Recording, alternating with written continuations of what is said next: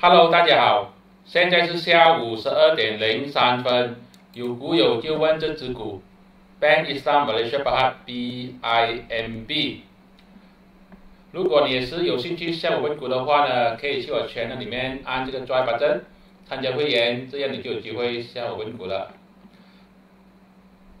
我在这个 YouTube 群组里面呢，我就说呢，如果它有机会突破这个紫色线，就是一个买入讯号，是在5月多的时候的，5月尾。它现在呢就突破了，你可以看到它其实是一个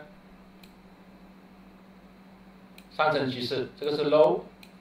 这是 high， 它回调，然后呢这个是一个 higher low， 也就是第二只脚。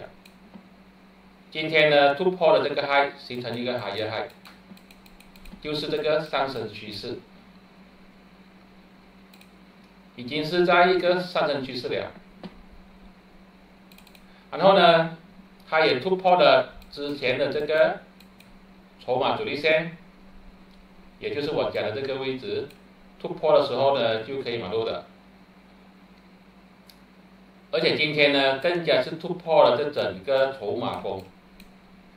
底部筹码峰已经突破了，形势一片大好。它的下一个阻力线呢，肯定就是这一个套牢盘，也就是2.13。2.13呢，可能有点难，可能会有点困难了呀。但是呢，它应该会朝住这个2.13去，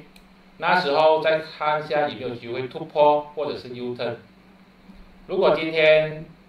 你买入的话，我觉得是 OK 的，就看一下2.12会不会突破，突破就继续守住，没有突破呢就可能要套利。这是我的个人看法，并没有任何的买卖建议，谢谢大家。